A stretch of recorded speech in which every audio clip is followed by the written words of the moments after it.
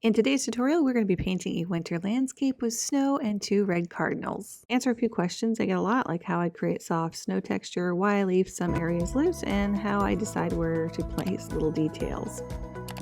And for another snow trick, check out this video I did last week. Very easy way to do snow without gouache.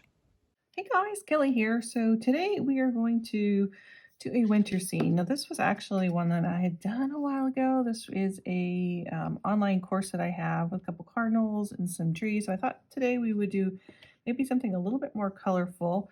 I'm using my large goat blend brush by Chasse. This is a handmade brush and it's got one heck of a point, holds a lot of water in there, and it's super, super light, and it's big. So if you have a hard time holding on to those little tiny brushes, this one is really nice. It's got a flat side here too, so you can, hold on to it really well.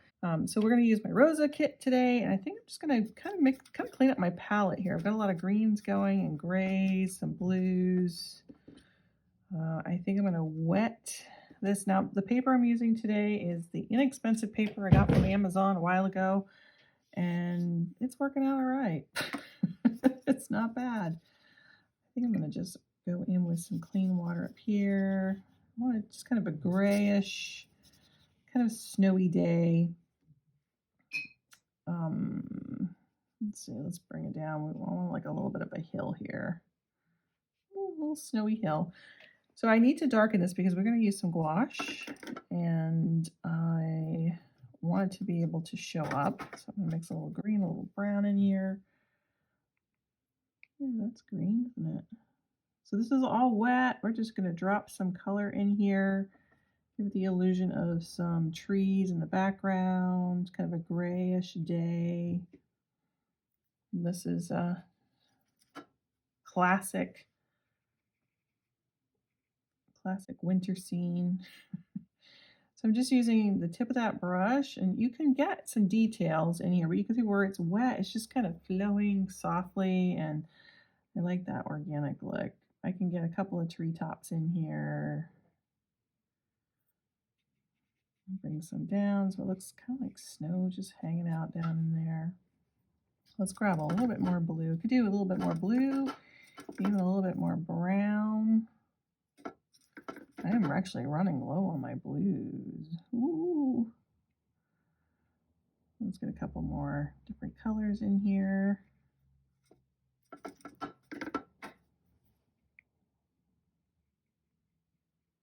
So we could have some little Christmas trees. We might have some other types of trees back in here.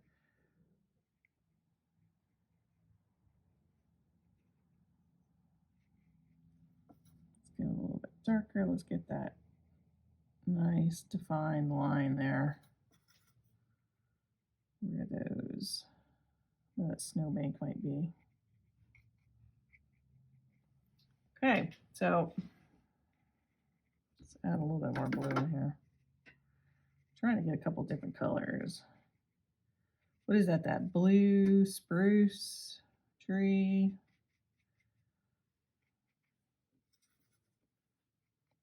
A little black maybe. Even a little brown. And just trying to get a couple different shades in here so it's a little more interesting, fun. Could be bushes, could be brush, could be anything back in there. Okay, and then before that dries, I love to use my calligraphy pen, just the metal portion of that, and you can scratch in some trees in here. This makes great little branches. Look how thin that is. I could go a little thicker, coming down the back side of that. Let's come all the way up, and then maybe some branches off, some texture in here, some grass maybe. Let's go in with some of this one too. I think I want to go all the way down.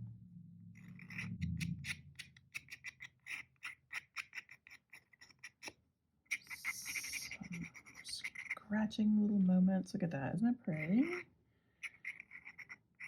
And We can even probably put a few detailed trees in here too if we want. And just scratching while it's wet, even up and through here. Wintertime, all those branches are gone. Okay, so we have that. Now in this one, I had done a bunch of like gray trees, so I'm going to try to do a little bit more colorful. We're going to do a fence down on the front, like we did in that one, and maybe a couple cardinals. Okay, so for the fence is really simple too. Let's get ourselves kind of a little brown and a little kind of a black, I guess. I've got a grape, kind of a purpley shade. Why can't I keep it monotone? And this fence kind of ended right here, so we're just going to bring this one over just a little bit more. So we've got our little fence post. And I don't need to do much to this. Little fence post here. We're going to make this one a little bit wider.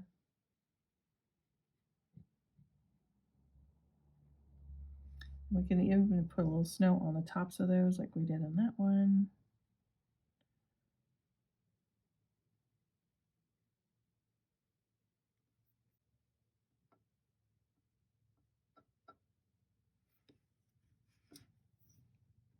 Simple little fence posts.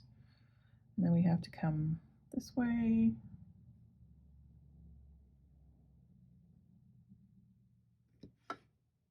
Take that one off in that direction.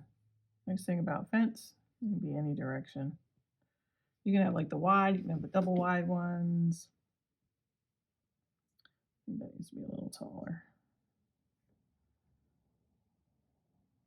Let's come right down front on that one.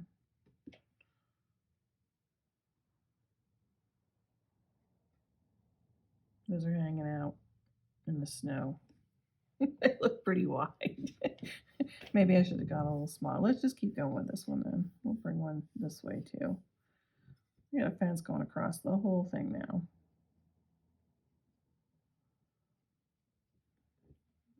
There. That's better. Okay. And then we might have some shadows back in here on the snow. And kind of a bluish gray, purpley color. I don't want it to be too dark, so I'm going to add more water to that. But we might have, some coming off of the bottom of that fence post. We might have some coming from here from the trees a little bit. Don't need much, just a little.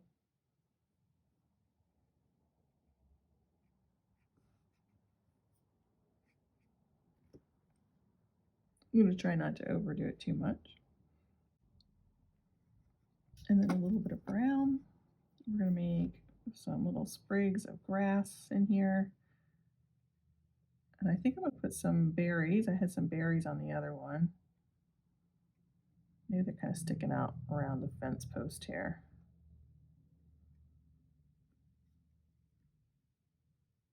Some this way, over here.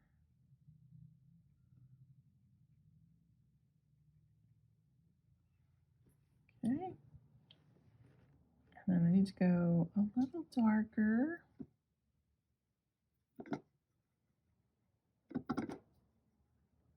I like to get a couple little values in there so they're not all the same color. A little light and a little dark.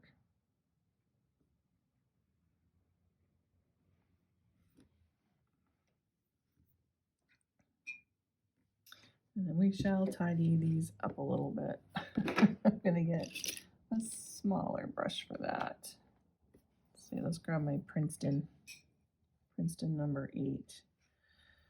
So I need to add a darker shadow, maybe even with a little bit of blue, along that fence post.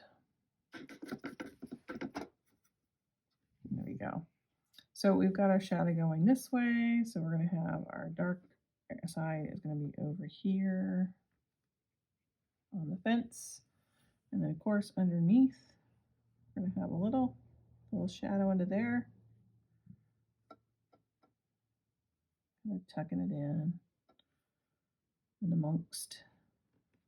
And then we are going to do some snow on the top. Now you can do the snow a couple different ways. You can use your bleed proof white, or you can make it look like snow is on the top of it just by adding a darker color across the top like this.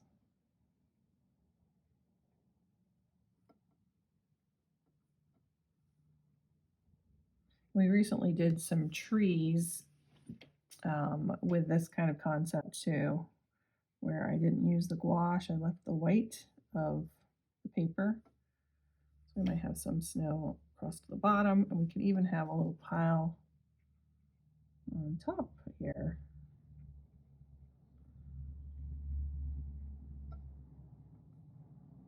Right? Okay, and then I think we need just a little more texture in there. These are up close. So a little warm brown. Let's just give ourselves a couple little marks in there. Again, not a whole lot, but just so we've got a little more color in there. It's not all the same color. I'm going to add some red berries to this too, and a couple of red cardinals, just because we had them in this one. So just try to change it up. So you can see once you get, get the hang of how to do a particular type of painting, you can kind of really go from that and expand. So this should be dry enough back here. And a little blue. That is a real deep shade. I think I'm going to switch back to this brush just because it's going to give me a little bit more looseness. So let's just put in a couple little pines in here.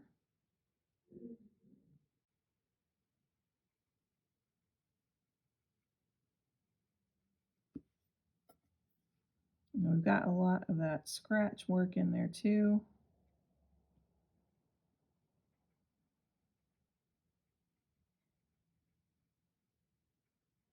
And we'll tap into the left, tap into the right. You will add a little bit more blue in there, change up the color a little more. We can add some snow to this if we want.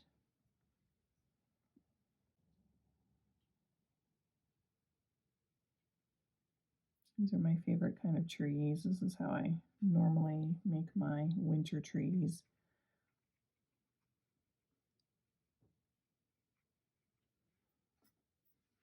And maybe just one or two over here.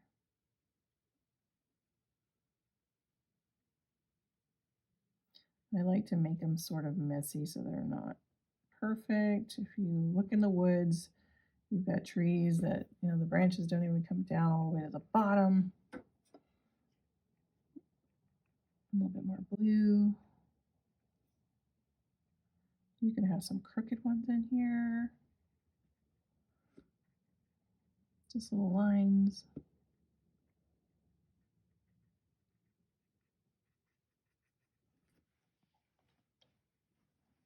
Okay. I'm going to pick up some of that color and just add it here too, a little green. Maybe this is the first snowfall of the season, so it's not super dark yet. And we're going to do a couple little birds in here. So, little cardinals. Going to use some of that bright red. That's a good color red. I think the ones I had might have them match the berries. I think I probably want to do a warmer tone on this one. So we have one. Let's have one little one here. So I usually do like a circle, the little belly, always getting big, a little tuft on the head, and then the tail. So he's awfully large. He probably could have been made a little smaller. And then we'll put another one down here hanging out.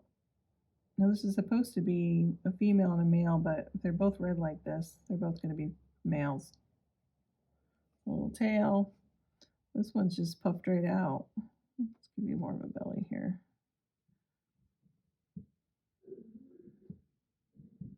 It's a little tuft on top of his head sticking straight up. Boop, boop, boop. And then you do want to add a little beak now, because they're so small. You have to be careful because that beak will grow really easy. So let's do a nice little bright orange here. I'm going to tap off some of the excess there. Going to be really careful. Give him a little beak. Looks like a parrot. Little beak. Ooh.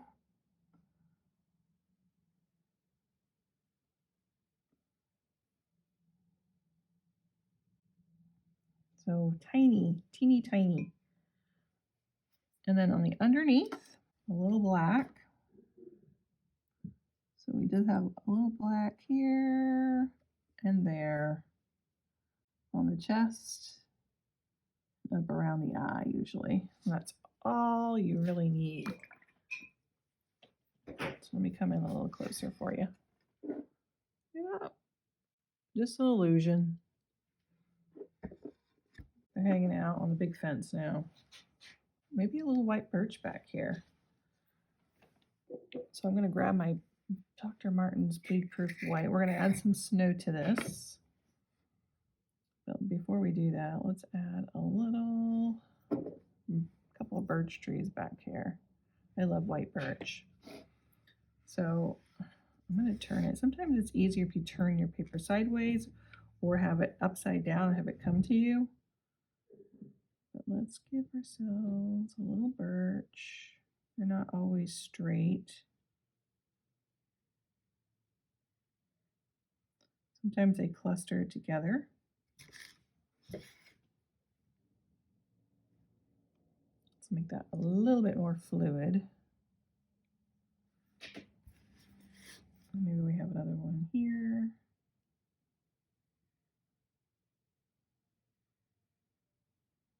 Now these would have lost their leaves.